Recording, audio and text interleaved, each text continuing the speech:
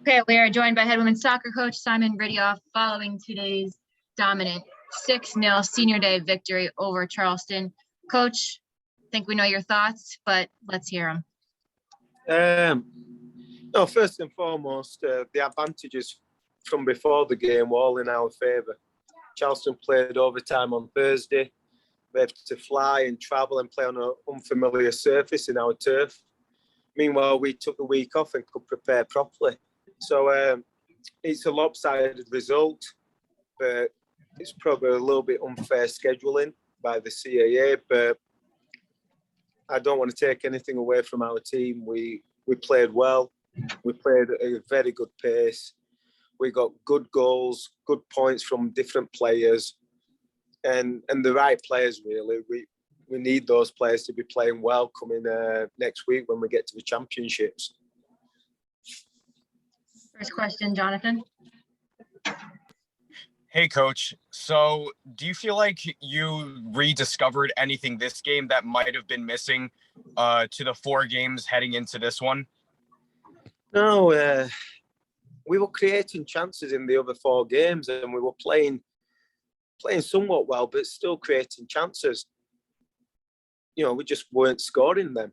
And, you know, we can lament the result against Northeastern and William and Mary and last week against Elon. You know, in reality, we should have taken care of business, and we didn't, which is unfamiliar for us. It's not like us. But it wasn't through lack of creating opportunities. We created them. We just were not as sharp and as clinical as we need. And, you know, I think today, after a week of rest and preparation, I think we got our swagger back a bit. And I think we started to click again. And it bodes well come next week. Well, Coach, Lucy Porter had an amazing game today, and just what does it mean, you know, for her, everything she's done for this program to have this kind of performance on senior day in her last regular season game here? I think she should have had 2 double hat-tricks. And she missed a couple of sitters, which is unlike Porter. Now, there's no hiding how much I admire Lucy Porter. She's, in the 30 years I've been at Hofstra, she is the best student athlete we've ever had. She's not just an academically brilliant kid. She's also a tremendous player and a fantastic leader.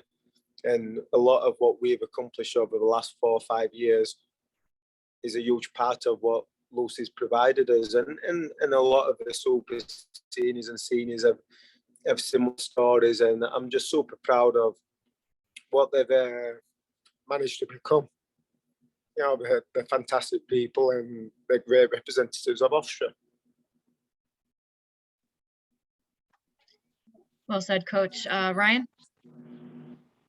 Chad, you were forced into an early change, bringing Kaylee Welch to the back line for Anya Suttner. What did you make of her performance today, as well as just overall defensively? I loved Kaylee today.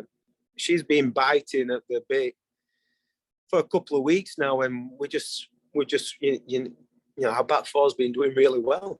We're keeping clean sheets. We're nullifying most attacks, and you know, it's difficult to rotate a player into that back 4.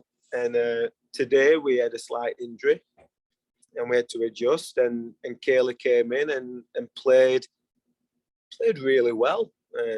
She steps very well. She's a good, strong, athletic player.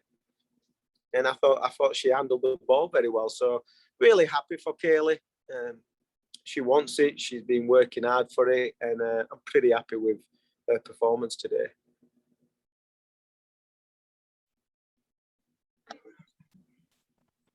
Any other questions for Coach? Ryan, go ahead.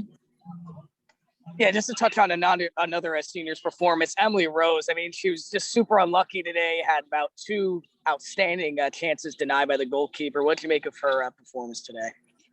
Well, Emily Rose, and there's no secret to Emily. I've been driving hard on her for the last 4 years.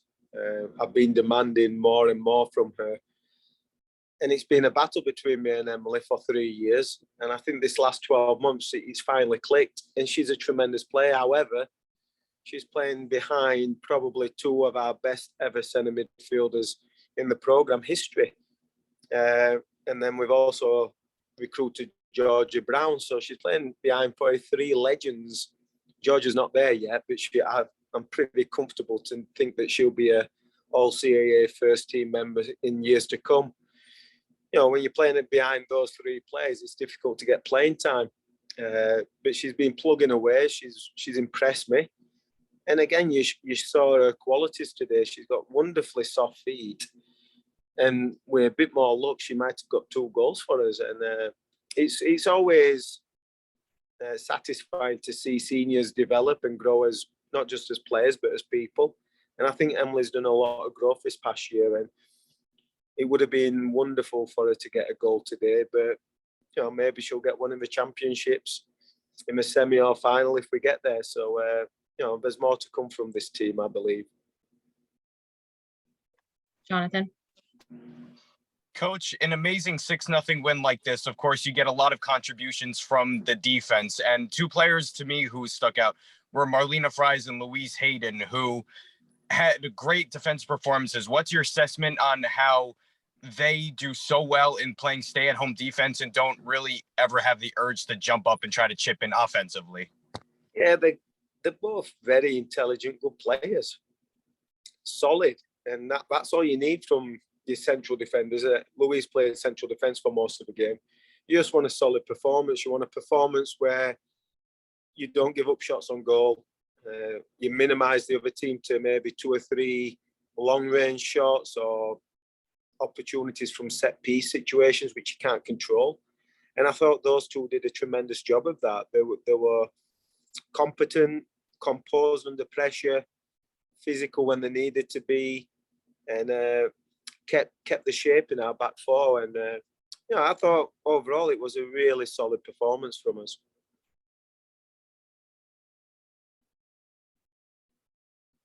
Any more questions for Coach today?